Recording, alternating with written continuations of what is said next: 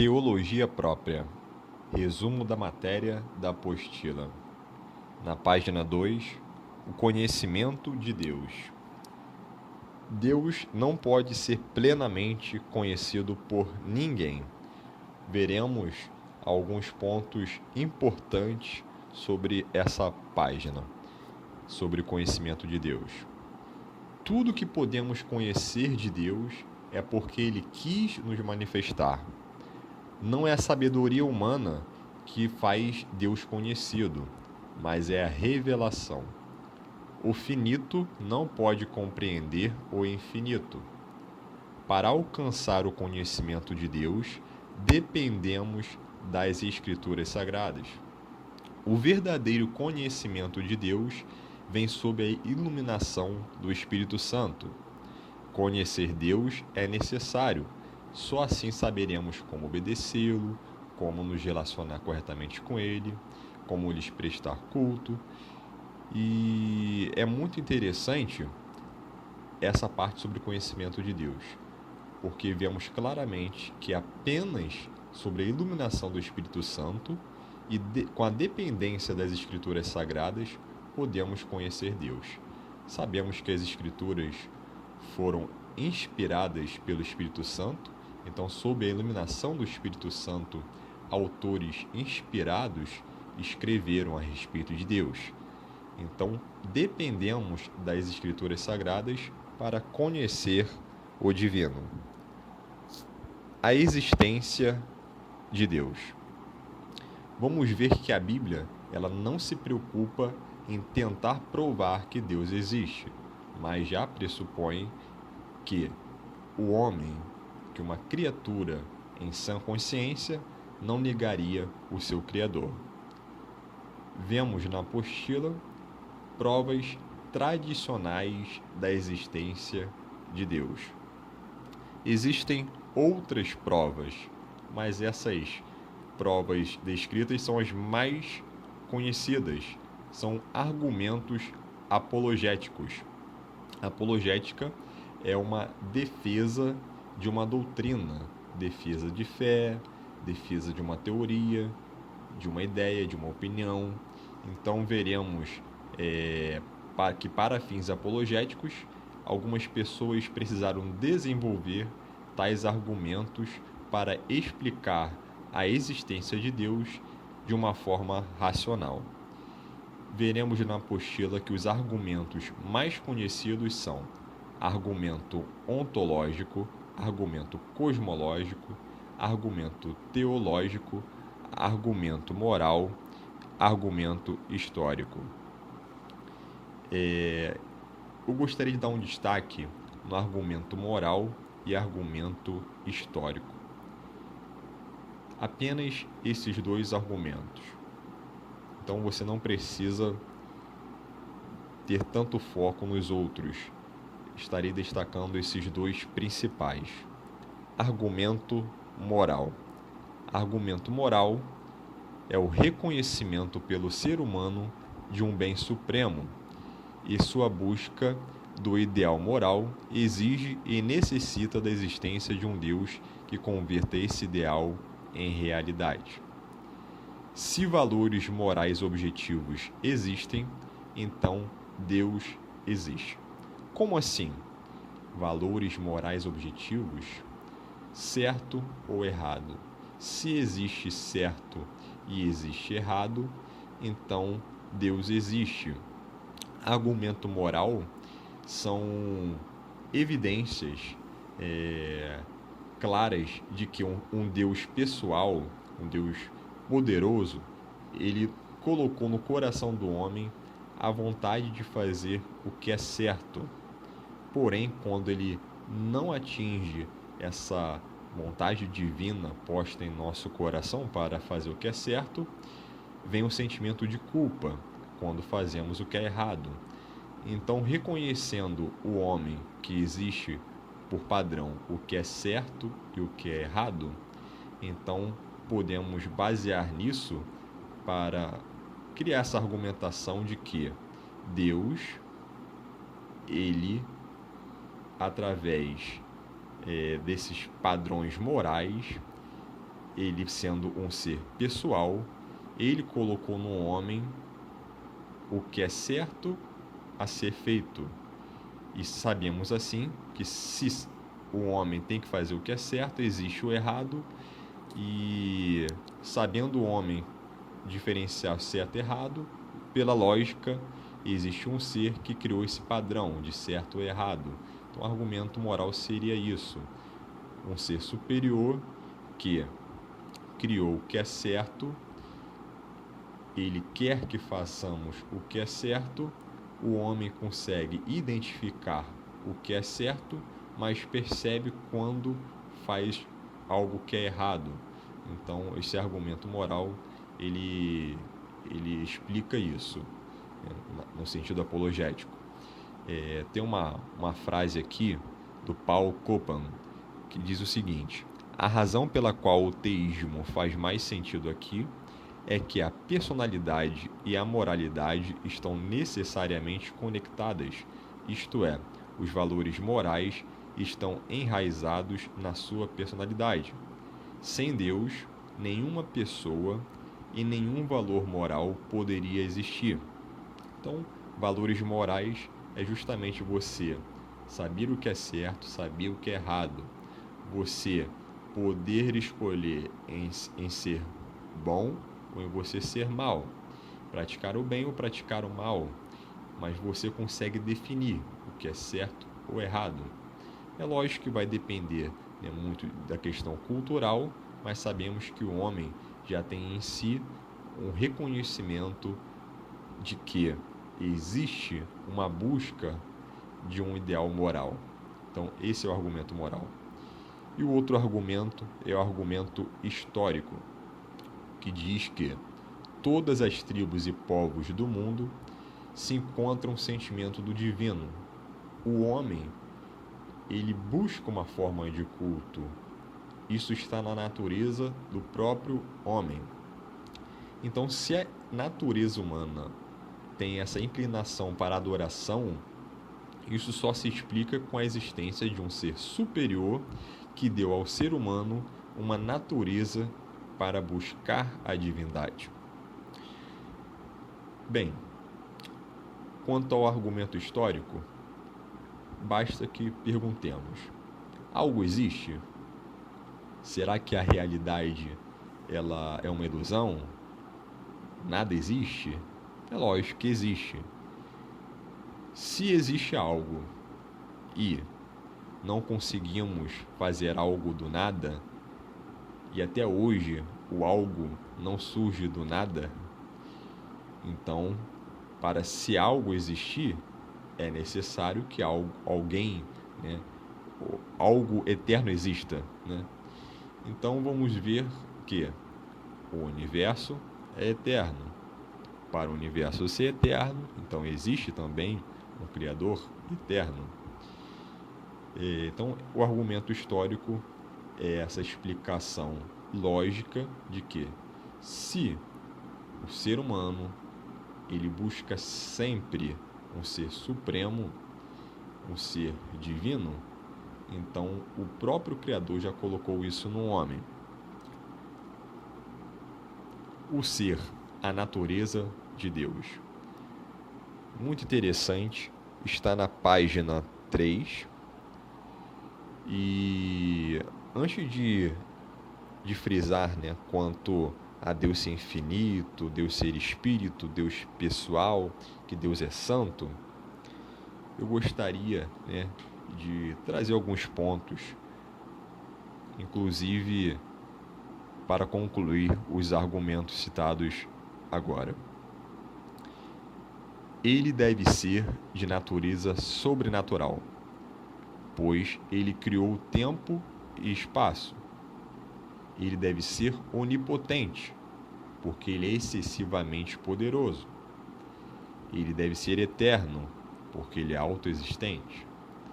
Ele deve ser onipresente, porque ele criou o espaço e ele não é limitado. Ele deve ser eterno e imutável, pois ele criou o tempo. Ele deve ser imaterial, porque ele transcende o espaço físico. ele deve ser pessoal, porque o impessoal não pode criar a personalidade. Ele deve ser infinito, ele deve ter diversificação e, ao mesmo tempo, ele é unificado, uma vez que a unidade e a diversidade existem na natureza. Ele deve ser onisciente, de suprema inteligência. Ele deve ter propósito, ele deve ser moral. E esse argumento dele deve ser moral, aplica-se o argumento moral dito agora há pouco sobre a existência de Deus.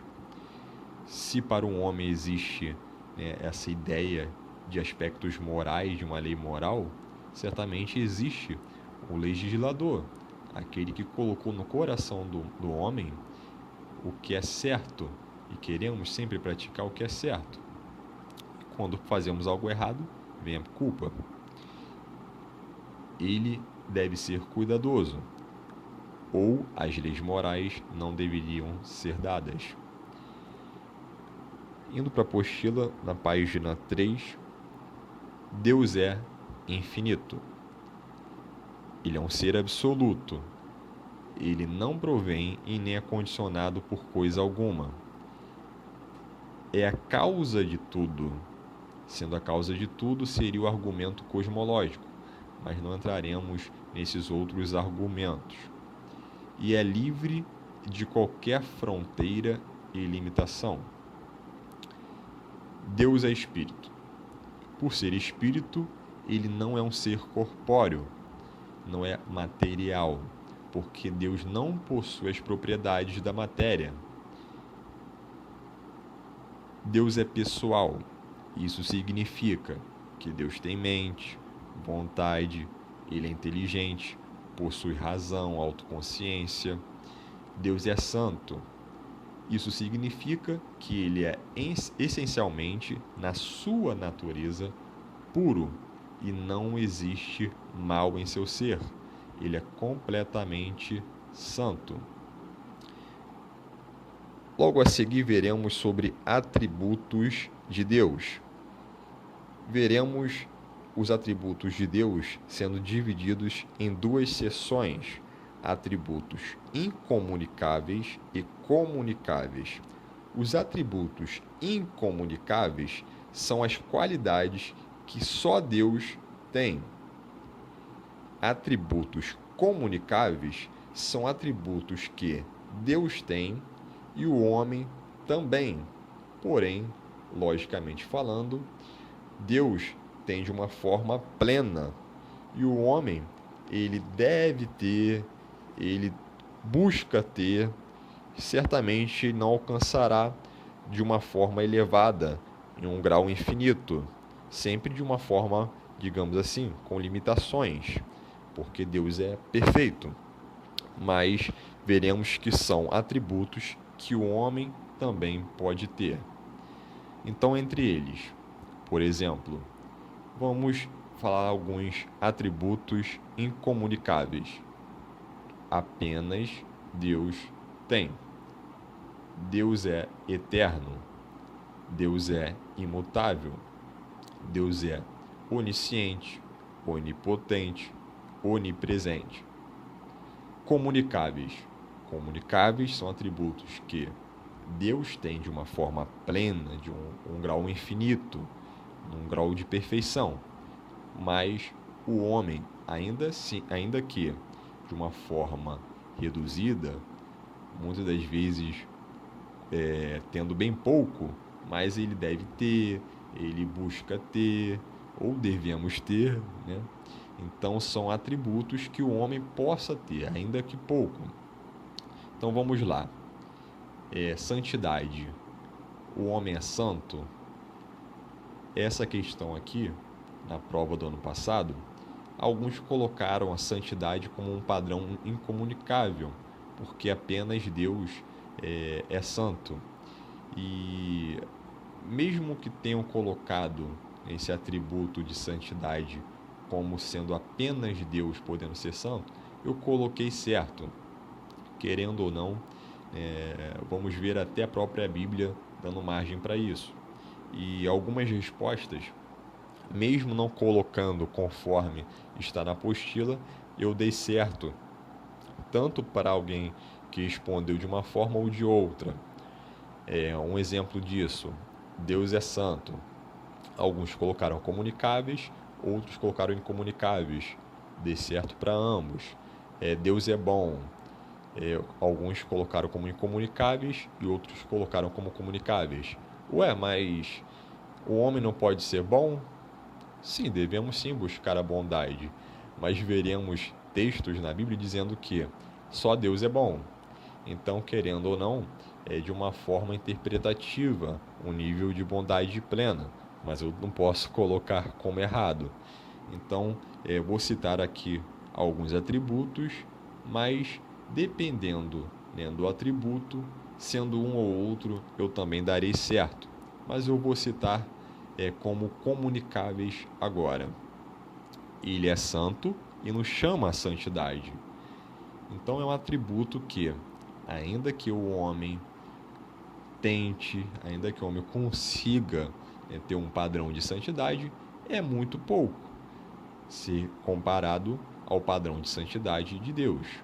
Mas ele nos convoca, ele nos chama à santidade.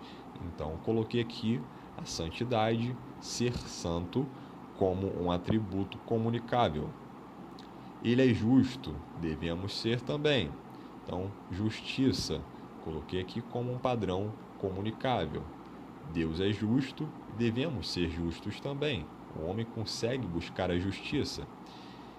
Ele é amoroso, ele nos ama, ele é amor, devemos amar também. Ele é sábio, ele é fiel, ele é bom, ele é pacífico, ele é zeloso, ele se ira. Então temos vários atributos aqui comunicáveis, lembrando que comunicáveis são atributos que Deus tem e o homem também pode ter. Um outro atributo também interessante, perfeição. Perfeição, sabemos que Deus ele é perfeito em um grau infinito, mas também nós devemos buscar a perfeição nele. Então, perfeição pode ser considerado um atributo comunicável. Sei que apenas Deus é perfeito, mas perfeição é um atributo que o homem deve almejar, deve buscar. Ok? Os nomes de Deus. Conhecemos Deus por Deus, mas qual será o seu nome? Como ele é chamado nas Escrituras Sagradas? Será que o nome de Deus é Jeová? Veremos sobre o nome no qual ele se deu a revelar. Estaremos vendo também alguns nomes genéricos e outros específicos. Genéricos, porque o mesmo nome dado a ele também poderia ser dado e era dado a falsos deuses, e específicos que eram mais usados ao Deus de Israel, exclusivamente a ele. O tetagrama Yud Rei Vav Rei são 4 consoantes do alfabeto, né, digamos assim, hebraico, e para representar no alfabeto latino, nosso alfabeto aqui em português, da língua portuguesa, se representa pelas letras Y, H, W, H. Vamos ver que esse tetagrama, o nome do Eterno, foi revelado em Êxodo, capítulo 3. E este nome, ele não é comum de se pronunciar. É um nome que é dito por muitas vezes, por muitos teólogos, que é um nome que foi esquecido devido que, durante séculos, se evitaram pronunciar por respeito ao mandamento de não tomar o nome do Senhor em vão, conforme está em Êxodo, capítulo 20, verso 7. Então, é dito que com essa prática de evitar a pronúncia do nome de Deus, acabou se perdendo a pronúncia. E até hoje, alguns eruditos eles se esforçam em tentar descobrir uma provável pronúncia a respeito do nome. Vimos isso em aula e não estaremos dando ênfase quanto a isso agora aqui nessa revisão. Nomes genéricos, nomes que eram dados a divindades falsas, falsos deuses, e também vamos encontrar eles na Bíblia se referindo ao Deus Criador. Lembrando que a revelação foi progressiva e por muitas vezes foi-se usado a mesma referência ao Deus Criador, a que era também usada habitualmente na época. Vamos ver El, que é um termo que significa uma força, uma autoridade, alguém poderoso, cheio de poder. E juntando as duas letras, que seria o Aleph e o Lamed, ela seria uma força que conduz, uma forte autoridade. Elohim. Elohim é o plural de Eloá. E Elohim, essa palavra significa literalmente deuses. Quando nas escrituras se refere a deuses, logicamente, falsa divindade, falsos deuses, mas também é utilizado Elohim para o Deus Criador. Inclusive a primeira referência a ele nas escrituras. Logo lá no início, em Gênesis 1, Bereshit bara Elohim, no princípio criou Deus. Mas vamos ver Elohim e vamos ver também bara, que é criou no singular, não é criaram deuses, mas está criou. Sendo assim, é dito que Elohim, quando considerado para o Deus Criador, seria aí um plural majestático, um plural de excelência, um plural que expressa uma grande dignidade. Então, Elohim pode ser usado também ao Deus Criador. Essa palavra genérico, eu particularmente não gosto muito de usar, porque alguns acabam achando que são nomes que não podemos usar para o Criador. Porém, estão sendo usados já nas Sagradas Escrituras, então não vejo nenhum problema. Apenas devemos ter isso em mente, que são termos que nas Escrituras vamos encontrar referências ao Deus Criador e também a falsos deuses, ok? Na apostila, vocês verão El Elyon também nessa parte de nomes genéricos. Lembrando que em aula falamos melhor sobre isso, mas na concepção enoteísta, quando acreditavam que existia um Deus superior que comandavam deuses menores, então vários povos enoteístas chamavam esse Deus superior, esse Deus altíssimo, de El Elyon. Então seria um Deus que é acima dos outros deuses. Porém, eu preferi deixar El Elyon na parte de nomes específicos, porque quanto a nós nos retratando a ele é o nosso Deus Altíssimo e não há outro, na verdade, né? Então, na verdade, é uma concepção levando em consideração que outros povos poderiam ter um outro Deus chamado El Elyon. Por isso que a apostila deixou como sendo um nome genérico, ok? Mas para nós, vamos considerar aqui como sendo um nome específico a ele. Adonai. Adonai, vamos ver El Shaddai, vamos ver o tetagrama. El Elyon. El Elyon seria Altíssimo, aquele que é sublime, exaltado, é um Deus que está acima de todos. Adonai, vimos uma observação em aula, que seria literalmente também, assim como Elohim, um plural majestático, que seria meus senhores, mas traduz por Senhor, apenas Senhor. Então, Adonai, Senhor, a quem tudo está sujeito e com quem o ser humano se relaciona como servo. El Shaddai, o Deus Todo-Poderoso, o possuidor de todo o poder na terra e no céu. E o tetagrama, Yud Rei Vav Rei. Na hora de escrever, escreva YHWH. Este nome aparece quase 7.000 vezes na Bíblia. Importante frisar que não é comum pronunciar o nome. Alguns acham que pronunciam, mas vimos em aula que o nome Jeová não é o nome do Criador. Não foi esse o nome que ele revelou. Vimos isso com certeza absoluta.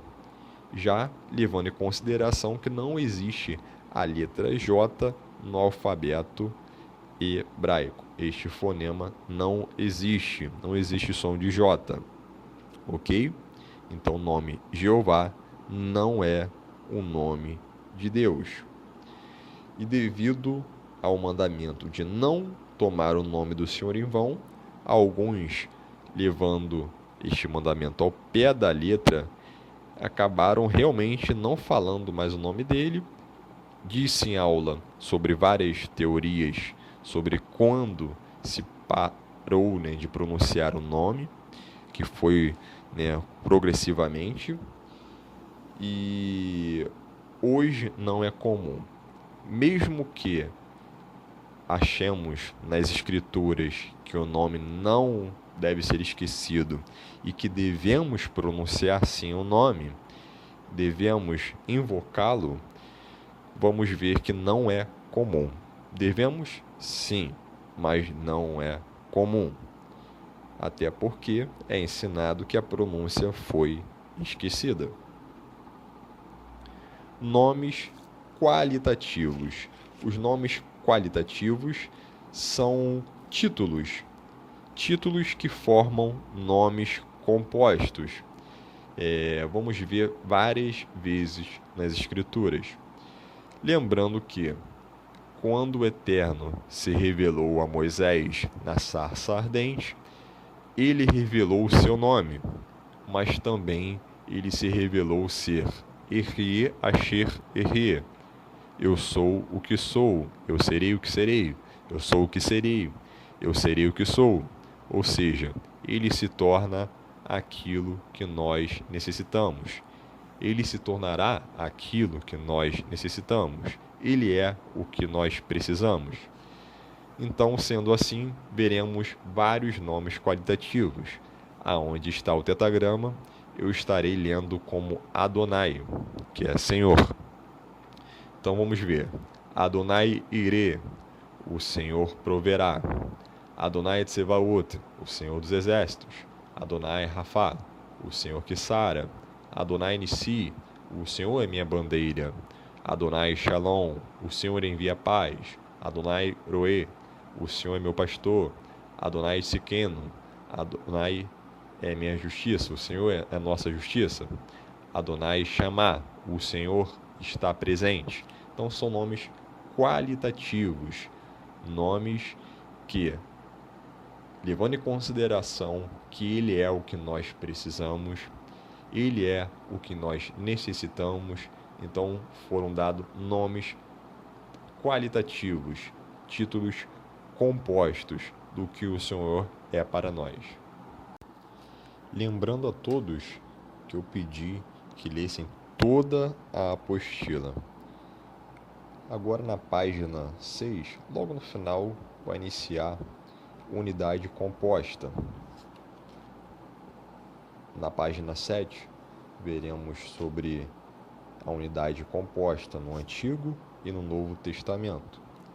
Toda a Escritura vai apontar para um único Deus. Deus é um. Deus não é mais de um. Nossa crença é monoteísta, não é politeísta. Isso é muito importante. Então não podemos ver Pai, Filho e Espírito Santo como três deuses. Esse termo unidade composta vamos entender como sendo um único Deus que se manifesta de várias formas. São uma pluralidade de formas no qual um único Deus pode se manifestar. Ele não é limitado. Devido a ser um Deus infinito, ele tem infinitas formas nas quais ele pode escolher de se manifestar. E ele escolheu algumas destas para se manifestar ao homem. Mas sabemos que ele possui a sua forma gloriosa, na qual ele não se expressa ao homem, senão o homem não suportaria, ok? Isso foi explicado em aula e eu peço a vocês que estejam lendo toda a apostila, essa parte de unidade composta. Eu não estarei lendo aqui detalhadamente, porque tem bastante coisa, mas eu peço que vocês leiam todos os textos, todas as referências. Estarei citando algumas aqui. Vamos lá. Isaías 9:6. Vamos ver que nesta profecia chama Cristo de Pai da eternidade, de Deus forte. E sabemos que a eternidade só quem tem é aquele que não tem começo nem fim. Então, Cristo aqui é tido como Pai eterno. Então, sabemos que, na verdade, antes de nascer de Maria, ali como homem, ele já existia. É o próprio Deus, não existe outro senão ele. Vimos que existe a grande confissão de fé em Deuteronômio, capítulo 6, verso 4, onde ali Deus é um, e não há outro, ok? Vimos também que, nas Escrituras, acontece de surgir verbo no plural para se referir ao próprio Deus, como deixamos ou façamos. Foi ensinado em aula também a respeito disso. Deus não é limitado. Ele se manifesta de formas plurais.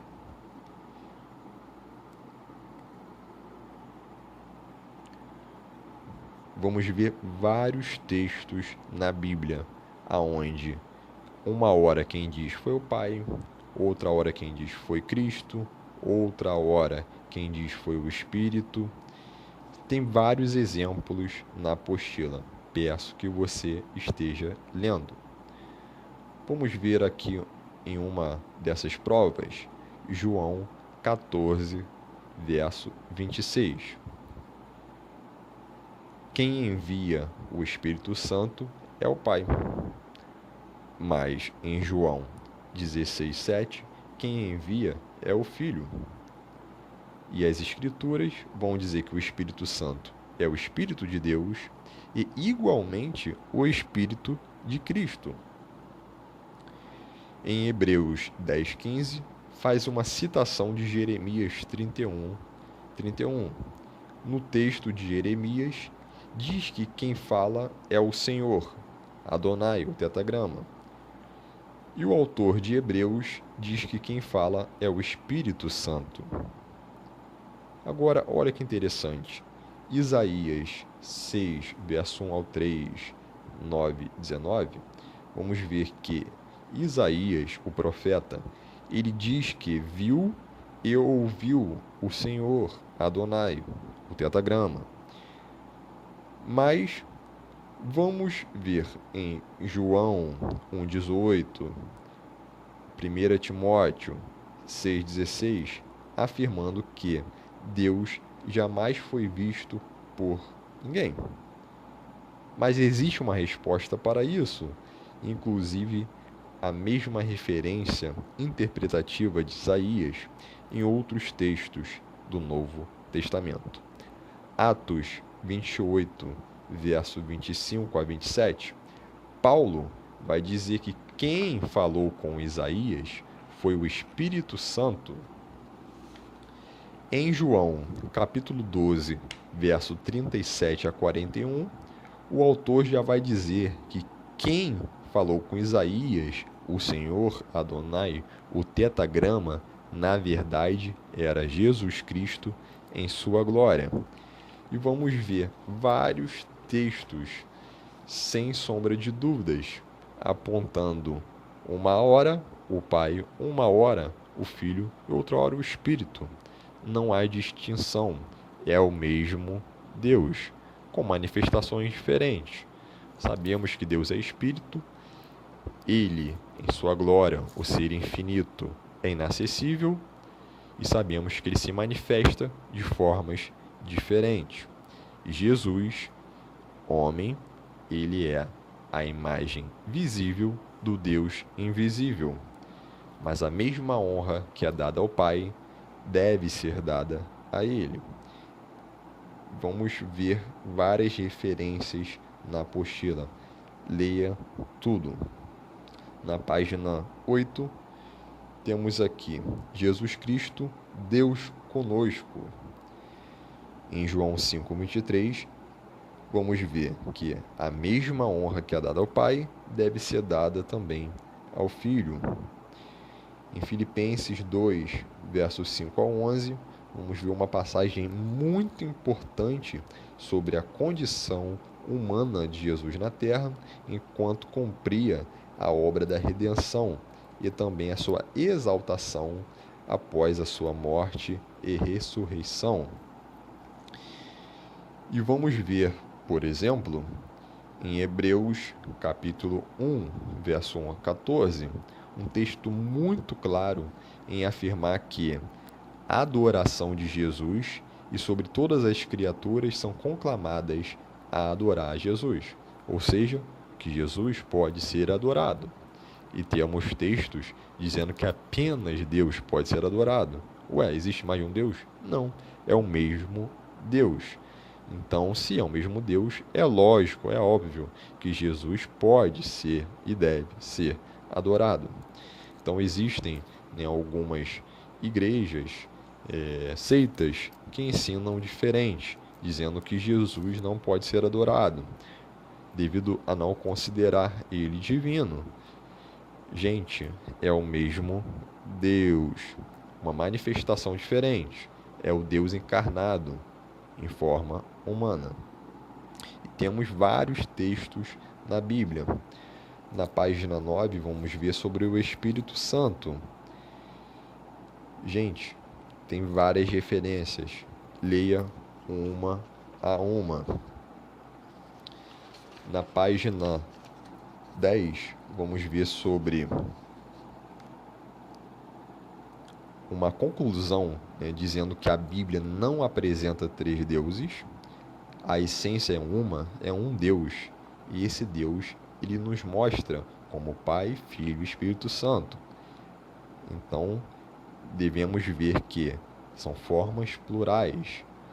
Pode ter e tem funções diferentes, certo?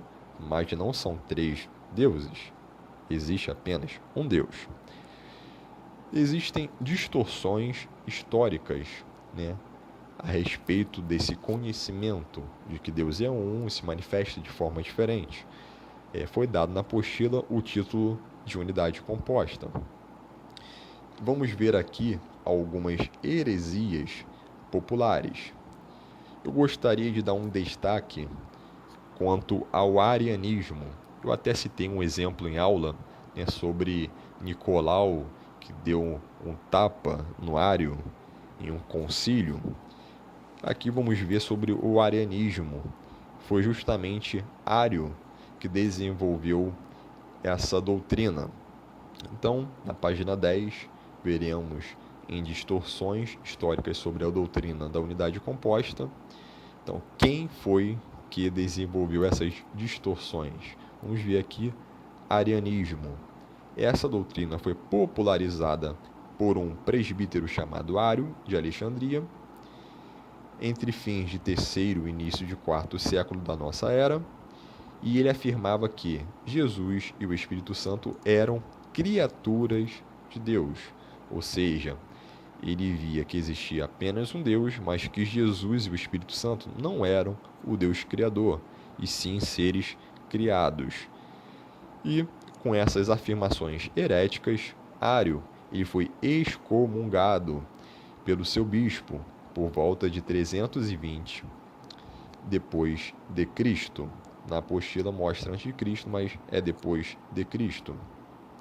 Então vamos ver que Ário ele ensinou e desenvolveu essa heresia de que, na verdade, Jesus e o Espírito Santo não seriam um só com o Deus Criador, ok?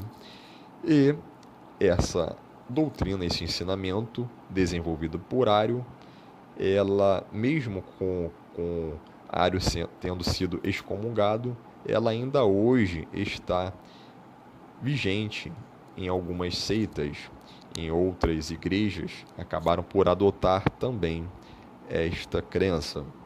Entre elas, as testemunhas de Jeová também acreditam dessa forma. Essa doutrina do arianismo foi adotada pelas testemunhas de Jeová. Temos outras também escritas aqui na apostila, como adocianismo, o subordionacionalismo, subordionacionismo, que iniciou com Orígenes, mas eu quero dar um destaque apenas ao arianismo, ok? Você pode ler todos eles para você ficar fera nessa disciplina de teologia própria, você ver todas as possíveis objeções, mas peço a você que não esqueça de forma nenhuma sobre essa doutrina, esse ensinamento diário, chamado de arianismo, uma heresia. Não acredite nisso, mas para fins apologéticos você precisa entendê-la. Na página 11, textos difíceis e explicados. Bem, João 14, 28, Cristo faz uma declaração que aparentemente vai colocar ele em uma posição inferior ao Pai. Ué, e aí? Ele vai dizer que o Pai é maior que ele. Como explicar isso, se é o mesmo Deus? Gente, isso é óbvio, é claro, não é difícil de explicar. Eu expliquei em aula que o Criador, o ser infinito, existe uma glória infinita que ninguém suportaria. E ele se manifesta de formas diferentes. E algumas formas ele se manifesta de forma o quê?